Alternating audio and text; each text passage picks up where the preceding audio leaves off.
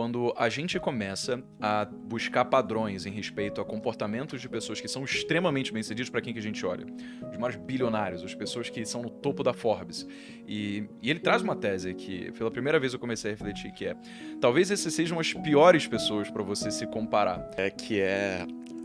Em chinês, risco é formado por dois anagramas, né? Que é oportunidade e perigo. E aqui, quando a gente fala de risco, normalmente a galera entende o quê? É perigoso. Só que risco também é o que faz com que você tenha um retorno acima da média. Sim.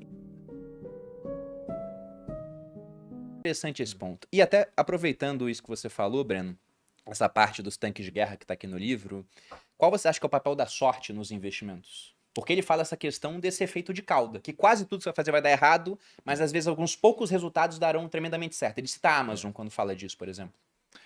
Tem uma passagem, eu achei brilhante, que ele fala relacionada a sucesso.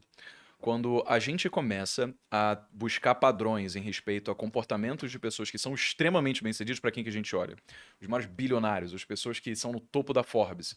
E ele traz uma tese que, pela primeira vez eu comecei a refletir, que é, talvez essas sejam as piores pessoas para você se comparar, porque o fato delas serem tão fora da curva faz justamente que elas possam estar suscetíveis a eventos que estão relacionados à sorte, ou azar, muitas vezes, que fizeram elas serem fora da curva de uma forma descomunal.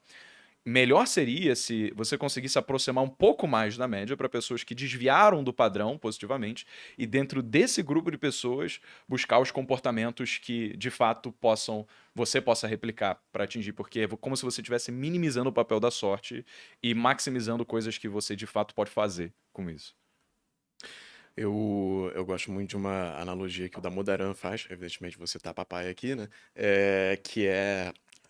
Em chinês, risco é formado por dois anagramas, né? Que é oportunidade e perigo.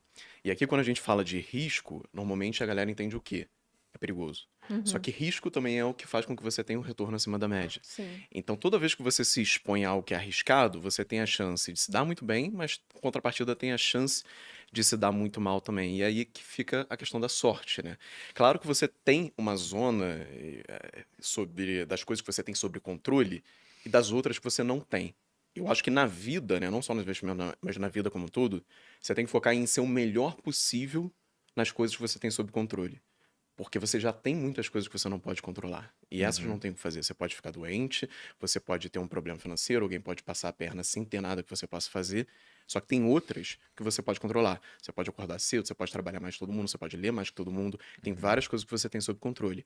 E vale muito a pena você empregar todo o seu esforço nisso e tentar ignorar somente o resto. Porque não adianta sofrer por um problema que você não tem o que fazer sobre ele. Não adianta também você criar uma expectativa sobre algo que você também não tem sobre controle. Ah, joguei numa loteria, será que vou ganhar no final do ano? Não vale a pena criar uma expectativa em relação a isso, apesar de ser racional, eu acho que a gente vai entrar nesse ponto depois, que muitas pessoas criem essa expectativa, já que é a única saída que ela tem da situação atual dela.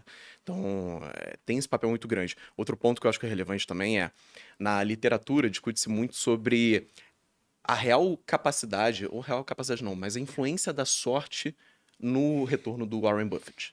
E isso pode parecer uma heresia muito grande. Você está questionando o retorno do Warren Buffett, você está falando que é sorte? Não. Mas se você colocar 100 macacos numa sala, atirando dardo para escolher as ações, vai ter um deles que vai performar absurdamente bem. Significa que ele é um bom investidor, um bom analista, ou que foi papel da sorte.